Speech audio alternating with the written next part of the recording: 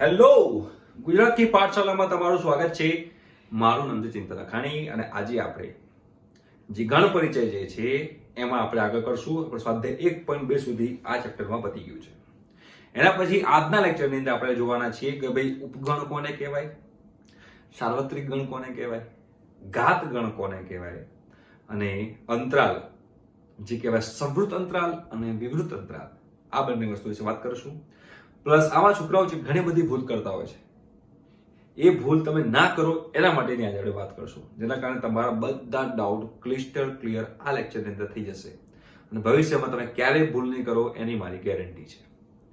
Right? તો one by one બધી જ વસ્તુ આપણે સમજી લઈએ એટલે તમને એકદમ કડક ટકાટક આ કન્સેપ્ટ ક્લિયર થઈ જાય. ચલો, તો સૌથી પહેલા આપણે હેડિંગ મારી દો ભાઈ, બધા જ મારા પ્યારા વિદ્યાર્થી ભાઈ બહેનો, ઉપગણનું તમે હેડિંગ મારી દો ભાઈ. તો ભાઈ ઉપગણ કોને કહેવાશે? ઉપગણ, પ્રમુખ, ઉપપ્રમુખ, ગણ, ઉપગણ. ફોર એક્ઝામ્પલ આપણે કહીએ કે કોઈ એક ગણ લઉં છું કે આ ગણ એ લઉં, ગણ એ, તો ભાઈ 1 2 3 આ 4 છે અને બીજો ગણ લીધો બી, બીજો ગણ લઈએ જેમાં સભ્યો છે 3 અને 4. રાઈટ? તો તમે જુઓ અહીંયા આગળ તો તમે જોશો તો બી ના તમામે તમામ સભ્યો, બી ના તમામે તમામ પ્રાણીઓ, બી ના તમામે તમામ સભ્યો એની અંદર સમાઈ ગયા કે ના સમાઈ ગયા? તો કે હા ભાઈ, બી ના તમામે તમામ સભ્યો એની અંદર સમાઈ ગયા છે. તો બી જે છે એ બી એ એનો ઉપગણ કહેવાય. એટલે કે મારે લખવું હોય સિમ્બોલ થી, ચિહ્નની મદદથી મારે લખવું હોય તો મારે એવું લખાય કે ભાઈ બી એ નો ઉપગણ છે, બી એ નો ઉપગણ છે. સમજાય છે? ધ્યાનથી સમજો વસ્તુ. ઘણા બધા લોકો આની અંદર ભૂલ કરતા હોય છે, જે ભૂલ આપણે આમાં કરવાની નથી. કઈ ભૂલ કરે છે? તો અહીંયા તમારી જિંદગીમાં બે સિમ્બોલ આવે છે. કયા કયા બે સિમ્બોલ આવે છે? તો એક સિમ્બોલ છે ભાઈ બિલોંગ્સ ટુ અને બીજો સિમ્બોલ છે ઉપગણ. તો ભાઈ આ બિલોંગ્સ ટુ જે કહેવાય આને કહેવાય બિલોંગ્સ ટુ. શું કહેવાશે ભાઈ? અહીંયા લખું છું ભાઈ બિલોંગ્સ ટુ અને આને કહેવાય ઉપગણ. બરાબર? તો બિલોંગ્સ ટુ ચિહ્ન જે છે એ ક્યારે વપરાશે અને ઉપગણ ચિહ્ન છે એ ક્યારે વપરાશે એ આપણને ખબર હોવી જરૂરી છે.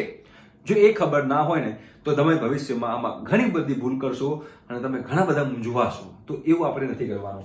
તો બિલોંગ્સ ટુ ચિહ્ન ક્યારે વપરાશે? તો બિલોંગ્સ ટુ ચિહ્ન જ્યારે સભ્ય અને ગણની વાત થતી હોય, સભ્ય અને ગણની વાત થતી હોય ત્યારે હંમેશા બિલોંગ્સ ટુ ચિહ્નનો યુઝ થાય. પણ જ્યારે બે ગણ વચ્ચેની વાત થતી હોય, બે ગણ વચ્ચેની વાત થતી હોય ત્યારે હંમેશા ઉપગણનો યુઝ થાય. ફોર એક્ઝામ્પલ હું એમ કહું કે 3 અને a, તો 3 શું છે ભાઈ? તો 3 એ a માં સભ્ય તરીકે છે. તો 3 અને a તો અહીંયા મારે લખવું પડે બિલોંગ્સ ટુ. પણ જો b અને a આમાં લખું તો આમાં લખવું પડે મારે ઉપગણ. કેમ કે આ પણ એક ગણ છે, આ પણ એક ગણ છે, પણ આ સભ્ય છે, આ એક ગણ છે. તો એક સભ્ય અને એક ગણ એ બંને વચ્ચેની વાર્તાલાપ હોય, એ બંને વચ્ચેનું મારે લગ્ન કરાવવા હોય તો મારે હંમેશા બિલોંગ્સ ટુ ચિહ્ન મૂકવું પડે. અને જ્યારે બે ગણ વચ્ચેની વાત કરતા હોઈએ ત્યારે મારે ઉપગણ વિશે વાત કરવી પડે. રાઈટ? તો હવે એ ચિહ્ન કેવી રીતે મૂકવા, શું મૂકવા એ તમને હું બતાવું એટલે તમે ભવિષ્યમાં ક્યારેય આની અંદર ભૂલ કરશો નહીં. જો તમે વન બાય વન બધી વસ્તુ બતાવું. જો અહીંયા આગળ હું લખું છું કોઈ એક સભ્ય છે, ધારો કે અહીંયા એ તરીકે હું કોઈ લઈ લઉં છું. અહીંયા 1 2 3 4 5 6 7 આવું કરી છે. બરાબર છે? આવું કરીને છે. તો જો હવે અહીંયા આગળ લખીશું, અહીંયા આગળ તમે જોજો હંમેશા ગણ જે છે, ધારો કે આ 1 છે, આ 1 એ તમારો આ રીતે લખ્યું 1 તો એ સભ્ય કહેવાય અને આ રીતે લખો તો એ ગણ થઈ જાય. આ 1 આ તમે કહેશો તો આને સભ્ય કહેવાશે, પણ જો છગડીયા કૌંસમાં એ જ વસ્તુને છગડીયા કૌંસમાં બતાવી દઈએ તો એ તમારો ગણ કહેવાય. રાઈટ? તો એ તમારો ગણ કહેવાશે. તો હવે બસ હવે સિમ્પલ અહીંયા આગળ બધી વસ્તુ મૂકું છું, તમે એકવાર જોજો જેના કારણે તમને ક્લિયર થાય કે એકચ્યુઅલી તમને કહેવા શું માંગુ છું. મારી જે દિલની ભાવના જે છે એ તમારા દિલને છૂઈ કે નહીં એ નીચે કમેન્ટ બોક્સમાં લખજો કે ના સાહેબ તમે કીધું સાચી વાત છે, તમારી વાત મને ગળે ઉતરી ગઈ, આઈ અન્ડરસ્ટેન્ડ ઓલ ધ થિંગ્સ. એવું કમેન્ટ બોક્સમાં એકવાર લખી નાખજો જેના કારણે મને પણ સંતોષ થાય કે ના તમને મજા આવી ગઈ. જો અહીંયા લખું છું, અહીંયા આગળ આપણે ફોર એક્ઝામ્પલ અહીંયા 1 લઈએ, અહીંયા a લઈએ, તમારે સિમ્બોલ મૂકવાનો છે. બરોબર? અહીંયા 2 મૂકીએ, અહીંયા a લઈ લઈએ. અહીંયા આગળ 1 2 મૂકીએ, અહીંયા આગળ a લઈ લઈએ, અહીંયા આગળ 5 મૂકીએ, અહીંયા આગળ a લઈ લઈએ, બરોબર છે. અહીંયા 4 5 મૂકીએ, અહીંયા આગળ a લઈ લઈએ, અહીંયા આગળ 4 5 આમ મૂકીએ, અહીંયા આગળ a લઈ લઈએ, અહીંયા આગળ 5 મૂકીએ, અહીંયા આગળ a લઈ લઈએ. રાઈટ. ચલો હવે તમારે સિમ્બોલ મૂકવાના છે વન બાય વન કે મારે બિલોંગ્સ ટુ મૂકવું કે ઉપગણ મૂકવું, એ આપણે વન બાય વન આમાં ચેક કરશું. તો ચલો ચેક કરીને જોઈ લઈએ. તો અહીંયા 1 અને a, તો 1 તમે અહીંયા જુઓ, 1 અહીંયા આગળ સભ્ય તરીકે છે, તો 1 જ્યારે સભ્ય તરીકે હોય તો તમારે અહીંયા આગળ બિલોંગ્સ ટુ નું ચિહ્ન મૂકવું પડે. 1 બિલોંગ્સ ટુ a. પછી 2 આમાં છે પણ એની આજુબાજુ છગડે કૌંસ થઈ ગયો, મતલબ આ થઈ ગયો ગણ, અને જો આ ગણ થઈ જાય તો મારે અહીંયા સિમ્બોલ મૂકવો પડે ઉપગણ, કે આ 2 જે છે આ a નો ઉપગણ છે, કેમ કે છગડે કૌંસમાં છે એટલે. પછી જો 1 2, તો 1 2 અહીંયા છે, 1 2 યસ બંને છે, અને એમાં પાછળ છગડે કૌંસ છે, તો છગડે કૌંસ છે તો મતલબ કે અહીંયા આગળ પાછો ગણ થઈ ગયો, તો મારે ઉપગણનો ચિહ્ન મૂકવો પડશે. ક્લિયર થાય છે. બીજી વાત કરીએ આની, તો 5 છે, તો 5 તમે જોશો તો 5 જો કઈ જેવું છે જ નહીં. જો 5 બંને ભેગું છે, અહીંયા આગળ 4 અને 5 નું જોડકું છે, 5 એકલો છે જ નહીં, તો મારે અહીંયા આગળ ડઝ નોટ બિલોંગ્સ ટુ મૂકવું પડે. 5 એકલો છે જ નહીં, 4 5 નું જોડકું છે. હવે આ 4 5 નું જોડકું ગણ છે, ગણ, પણ આ ગણ એની અંદર સભ્ય તરીકે છે. જો એની અંદર સભ્ય તરીકે છે, ભલે આ ગણ છે પણ આખો ગણ એક સભ્ય તરીકે છે, તો મારે અહીંયા આગળ બિલોંગ્સ ટુ ચિહ્ન મૂકવું પડે. પણ હવે એ જે 4 5 સભ્ય જે છે એનો મેં ગણ બનાવી કાઢ્યો. 4 5 એક ગણ હતો, એ ગણનો પણ મેં ગણ બનાવ્યો, એ ગણનો પણ મેં ગણ બનાવ્યો, કેમ કે 4 5 એ ગણ સભ્ય તરીકે હતો, તો એ ગણનો મેં ગણ તરીકે બનાવ્યો, તો અહીંયા મારે હવે ઉપગણનો સભ્ય મૂકવો પડે, અહીંયા મારે ઉપગણનું ચિહ્ન મૂકવું પડે. ક્લિયર થયું? સમજાય છે? એમ કે અહીંયા અગેન સમજો તમે વાત તમે જે કહેવા માંગુ છું, આ 4 5 એક ગણ એની અંદર સભ્ય તરીકે છે ને, તો આ સભ્ય થઈ ગયું કહેવાય. તો સભ્ય અને ગણની વાત કરતા હોઈએ તો સભ્ય અને ગણની વાત કરીએ તો હંમેશા બિલોંગ્સ ટુ આવે. બે ગણની વાત કરતા હોય ત્યારે ઉપગણ આવે. તો જે સભ્ય હતો એનો મેં ગણ બનાવી કાઢ્યો, તો અહીંયા ઉપગણનું ચિહ્ન આવશે. અને દરેક ગણનો એક ઉપગણ તો ફિક્સ જ છે. કયો? 5. 5 જે છે એ ઓલવેઝ એ ઉપગણ જ હોય. 5 એ દરેક ગણનો ઉપગણ છે. 5 જે છે એ દરેક ગણનો ઉપગણ છે. તો આના પરથી તમને અહીંયા ક્લિયર થઈ ગયું હશે કે કઈ જગ્યાએ તમારે બિલોંગ્સ ટુ નું ચિહ્ન મૂકવાનું અને કઈ જગ્યાએ તમારે ઉપગણનું ચિહ્ન મૂકવાનું. રાઈટ? એ તમને અહીંયા ક્લિયર થઈ ગયું હશે, આશા રાખું છું. તો હવે થોડાક ઉપગણના જે રૂલ્સ છે, જે નિયમ જે છે એ હું તમને બીજા સમજાવી દઉં, એટલે તમને આખું ઉપગણ જે છે એ તમને કડક અને ક્રિસ્ટલ ક્લિયર ઉપગણો તમારે અહીંયા આગળ થઈ જાય. બરોબર છે? તો પહેલી વસ્તુ કે દરેક ગણ જે છે એ દરેક ગણના બે ઉપગણ ફિક્સ છે. દરેક ગણના દરેક ગણ પર કેવો ગણ? સભ્યવાળો ગણ. દરેક ગણ, ખાલી ગણ સિવાયનો. ખાલી ગણ સિવાયનો જે દરેક ગણ છે એના બે ઉપગણ ફિક્સ છે. બે ઉપગણ ફિક્સ છે. કયા? એક ગણ પોતે અને ખાલી ગણ.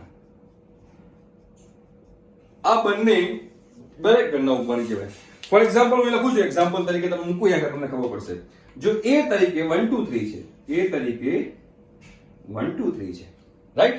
તો જો હવે હું કહું બીજો આ 1 2 3 જે છે 1 2 3 એ આ ઉપગણ કેવાશે? હા કેવાશે. કેમ કેવાશે? કારણ તમામ સભ્યો અંદર છે જ. મતલબ કે દરેક ગણ એ પોતાનો તો ઉપગણ કહેવાય જ. અને ખાલી ગણ 5 એ પણ આનો ઉપગણ હોય. જો આ 5 ને કોઈ દિવસ આવી રીતે નહીં લખવાનું. ખાલી ગણ હંમેશા કાં તો આમ લખાશે કાં તો ખાલી ગણ આમ લખાશે. ખાલી ગણ કોઈ દિવસ આમ ના લખાય. આ શું છે તમને પછી કહીશ.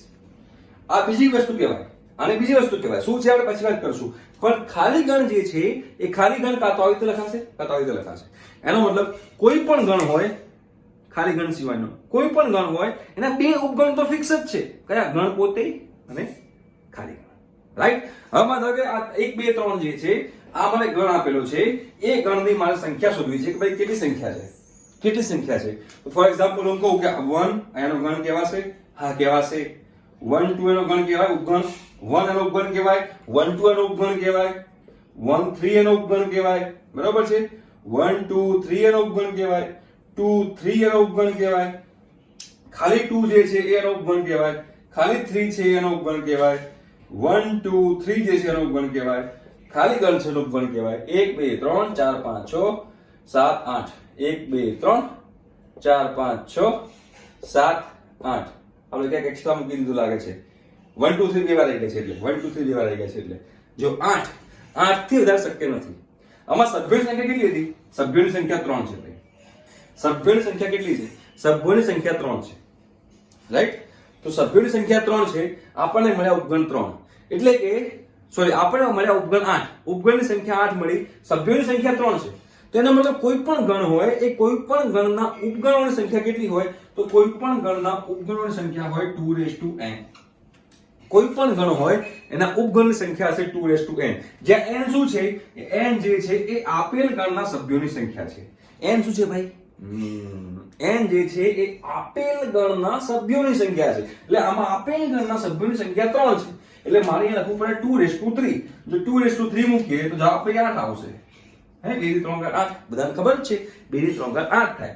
તો કોઈ પણ ગણ હોય એના ઉપગણની સંખ્યા શોધવી હોય તો 2n થઈ જાય. જે n એટલે કે આપેલા ગણના સભ્યોની સંખ્યા. ફોર એક્ઝામ્પલ, આપેલ ગણ જે છે એ આપેલ ગણમાં સભ્યોની સંખ્યા 4 છે. આપેલ ગણમાં સભ્યોની સંખ્યા 4 હોય તો એવા સંજોગોમાં એના ઉપગણોની સંખ્યા કેટલી થશે? તો એના ઉપગણોની સંખ્યા થશે ભાઈ 2/4 એટલે કે 16. એના ઉપગણની સંખ્યા થાય 16, રાઈટ?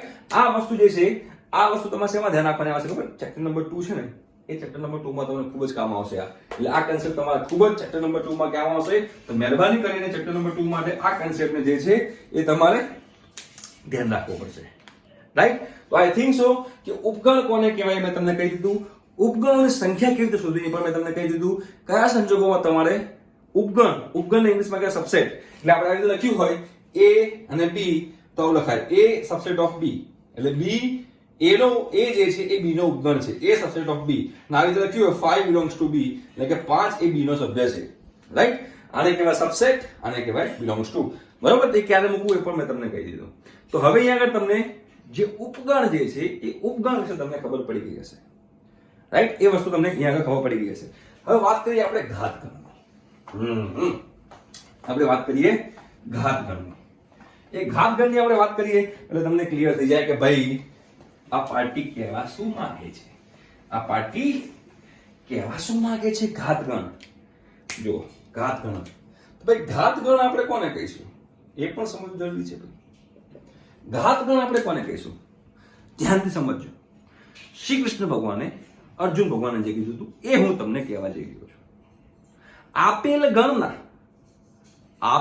ગણના ઉપગણોનો ગણ. આપેલ ગણના ઉપગણોનો ગણ એટલે કે ફોર એક્ઝામ્પલ કોઈ એક ગણ છે a જેના 1 2 સભ્યો છે. તો આના ઉપગણો લખો. ચલો આના ઉપગણ લખો. ઉપગણ શું થાય? તો એક 1 એનો ઉપગણ થયો, 2 એનો ઉપગણ થયો, 1 2 ગણ પોતે થયો અને 5 આ એના ઉપગણ થયા. ઘાતગણ એટલે શું? ધારો કે આ નામ આપી દઈએ. આ નામ આપેલું છે, ફરીથી બોલું છું. ઘાતગણ એટલે શું? આપેલ ગણના ઉપગણો નો ગણ. તો આપેલ ગણના ઉપગણો નો ગણ એટલે કે આ ગણની અંદર મારે બધા ઉપગણ મૂકી દેવાના. 1 2 and 5, રાઈટ? તો આપેલ ગણના ઉપગણોનો ગણ એટલે ઘાતગણ કહેવાય, જેને ઇંગ્લિશમાં કહેવાય પાવર સેટ. ઇંગ્લિશમાં શું કહીશું આપણે એને? તો આપણે ઇંગ્લિશમાં એને કહીએ છીએ પાવર સેટ. શું કહીએ છીએ ભાઈ? Power set. પાવર સેટ કહીએ છીએ એટલે આને લખાય p of a. આ a છે તો p of a છે, બરોબર? આ a છે તો p of a છે. મેં કીધું તું કે આ આપણે પાછળથી કહીશું, આ પછીથી કહીશું. તો આ શું છે? તો ફોર એક્ઝામ્પલ ગણ તરીકે છે, કોઈ ગણ છે b 5, ખાલી ગણ છે. તો ખાલી ગણને કેટલા ઉપગણ હોય? તો ખાલી ગણને માત્ર ને માત્ર એક જ ઉપગણ હોય, ખાલી ગણ પોતે. તો આનો ઉપગણ શું થયો? 5. હવે આનો મારો શું હોય? Power set. તો પાવર સેટ ઓફ b એટલે કે આપેલ ગણના ઉપગણોનો ગણ. તો આપેલ ગણનો ઉપગણ 5 છે, એ 5 નો ગણ. તો આ પાવર સેટ થઈ ગયો કહેવાય, ખાલી ગણ નથી. આ પાવર સેટ છે. શું છે ભાઈ? આ પાવર સેટ છે, રાઈટ? તો તમને ખબર પડી ગઈ આપેલ ગણના ઉપગણોનો ગણ એ શું થશે ભાઈ? Power set. ઘાત ગણ. તો ઘાત ગણમાં સંખ્યા કેટલી હોય? અગેન ઘાત ગણની અંદર સંખ્યા કેટલી હોય? તો ભાઈ જે આપેલ ગણ હોય એના જે ઉપગણોની સંખ્યા હોય, એના જે ઉપગણોની સંખ્યા એ તમારે ઘાત ગણ થયો. એટલે કે આમાં 2 છે, આપેલ ગણમાં સભ્યો 2 છે, તો એના ઉપગણોની સંખ્યા 2:2 4. તો ઘાત ગણમાં કેટલા હોય? ઘાત ગણમાં 2:2 એટલે કે 4 સભ્યો હોય. અને હવે અહીંયા 4 થઈ ગયા. હવે એ 4 થઈ ગયા પછી હવે આ ઘાત ગણના ઉપગણ સંખ્યા કેટલી હોય તો આ જે ઘાત ગણ છે એના ઉપગણ સંખ્યા થાય ભાઈ 2 અગેન કેમ કે સભ્યો 4 થઈ ગયા રાઈટ સમજાય છે ક્લિયર થાય છે તો આ 2 શું થયું ભાઈ ઘાત ગણના ઉપગણની સંખ્યા બરોબર તો આપેલ ગણ હોય એ આપેલ ગણના ઉપગણની સંખ્યા ઘાત ગણ કહેવાશે તો આપેલ ગણમાં સભ્યો 2 હોય તો 2 4 એ 4 થઈ ગયા ઘાત ગણની સંખ્યા કાં તો ઉપગણની સંખ્યા તમે જે કેવું કહી શકો અને એ ઉપગણનો ગણ કહેવાશે ઘાત ગણ અને એ ઘાત ગણના ઉપગણની સંખ્યા શું થાય તો અગેન 2 કરવાનું ક્લિયર થાય છે થતું હશે બરોબર છે થવું જ જોઈએ ભાઈ થવું જ જોઈએ બરોબર તો હવે તમને અહીંયા ક્લિયર થઈ ગયું કે આપણે આમાં શું કરવાનું છે ઘાત ગણ કોને કહેવાશે ઉપગણ કોને કહેવાશે એ બધી વસ્તુ મેં તમને આગળ સમજાવી દીધી એના પછી આપણે બીજો એક ગણ જે છે જેને કહેવાય સાર્વત્રિક ગણ બીજો એક ગણ છે ભાઈ જેને આપણે કહીશું સાર્વત્રિક ગણ બહુ જોરદાર ગણ છે તો કડક સખત ગણ છે સાર્વત્રિક ગણ જેને હું કહું છું પપ્પા સેટ સાર્વત્રિક ગણ જેને હું કહું છું પપ્પા સેટ જેને ઇંગ્લિશમાં કહેવાય ભાઈ યુનિવર્સલ સેટ છે ભાઈ જેને સિમ્બોલ છે યુ જેનો સિમ્બોલ છે યુ એટલે કે એક જ જેવી લાક્ષણિકતા ધરાવતા તમામે તમામ સભ્યોનો ગણ એક જ જેવી લાક્ષણિકતા ધરાવતા ફોર એક્ઝામ્પલ શાહરુખ ખાનની મૂવીનો ગણ એ સાર્વત્રિક ગણ થઈ ગયો કહેવાય પણ હું એમ કહું કે શાહરુખ ખાનની મૂવીનો ગણ જેમાં કાજલ હિરોઈન છે તેમાં બધી શાહરુખ ખાનની મૂવી નહીં આવે જે મૂવીમાં કાજોલ છે એ બધી મૂવી આવશે તો શાહરુખ ખાનની મૂવીનો ગણ થઈ ગયો એ બધાને એક જ લાક્ષણિકતા શું લાક્ષણિકતા બધામાં શાહરુખ ખાન છે પણ મેં કીધું શાહરુખ ખાનની મૂવીમાં જેમાં કાજોલ હોય તો એ નહીં આવે એ સાર્વત્રિક ગણ ના કહેવાય બરોબર છે પણ એ સાર્વત્રિક ગણનો ઉપગણ કહેવાશે બરોબર દરેક ગણ એ સાર્વત્રિક ગણના ઉપગણ હોય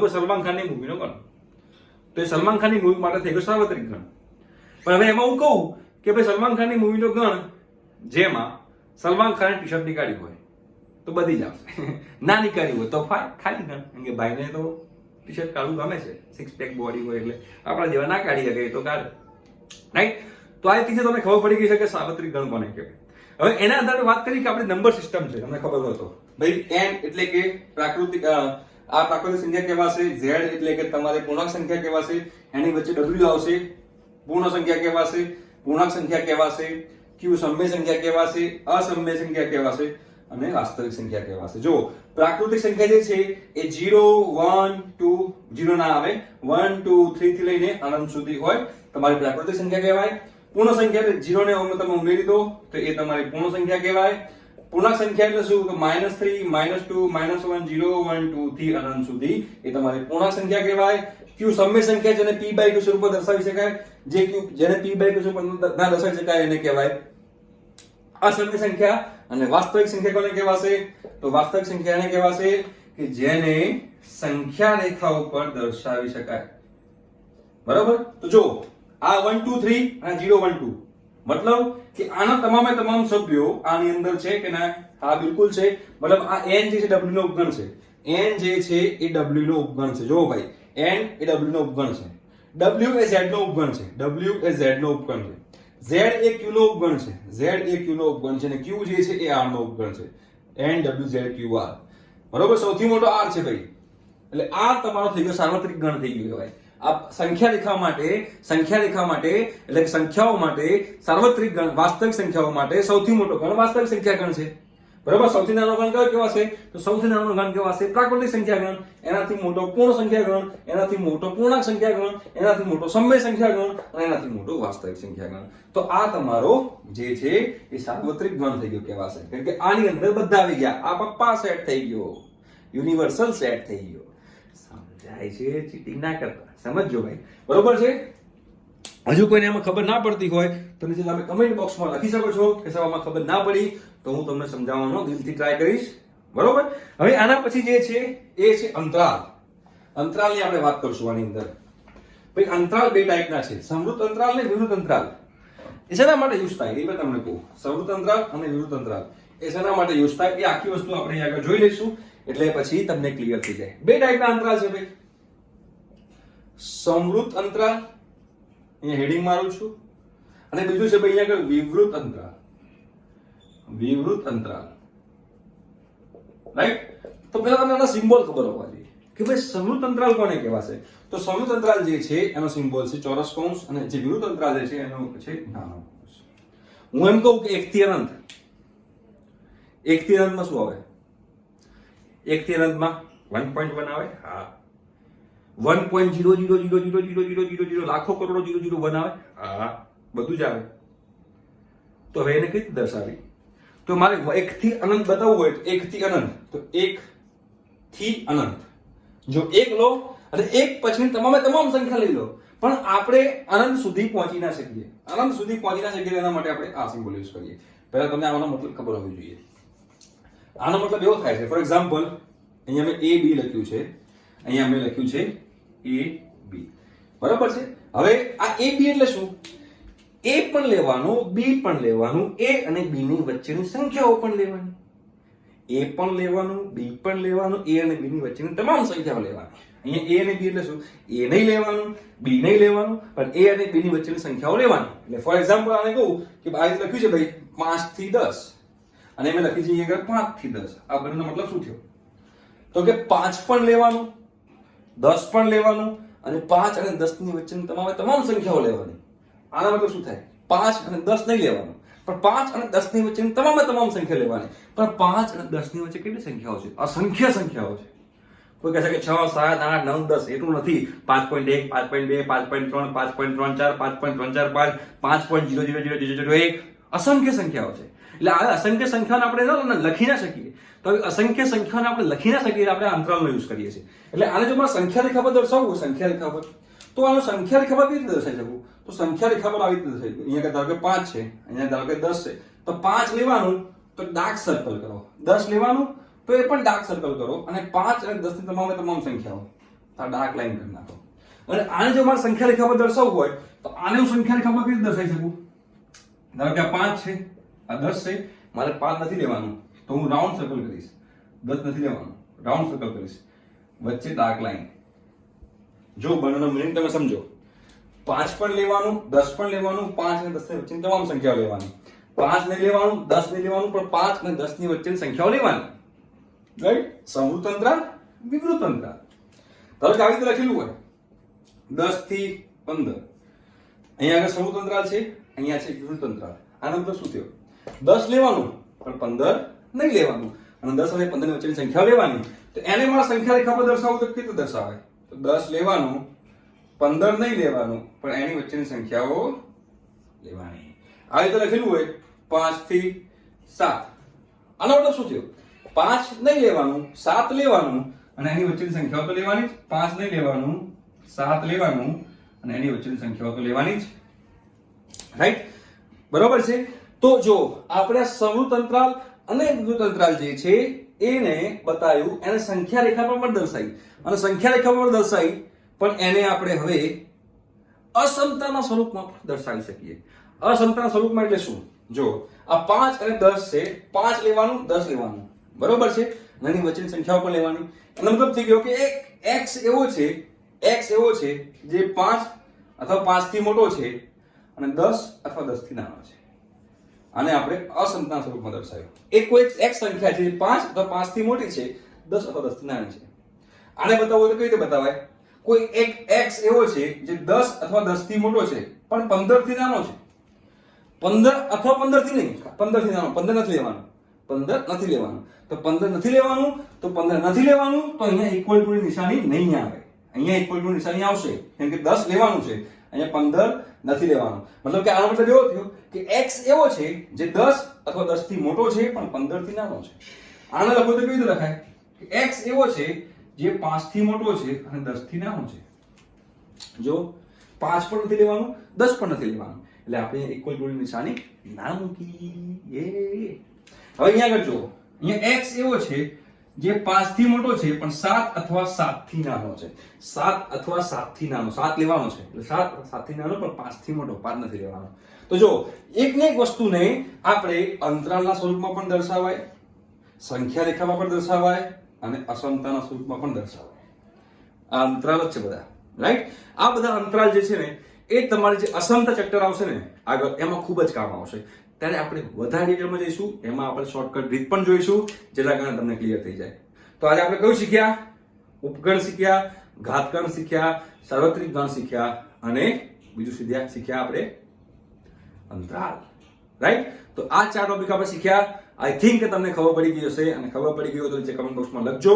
અને એના પછી આપણે હવે એના પછીનો સ્વાધ્યાય જે છે એ નેક્સ્ટ લેક્ચરમાં લઈશું, સોલ્વ કરીશું. ત્યાં સુધી તમે લોકો જુઓ અને એન્જોય કરો. બાય.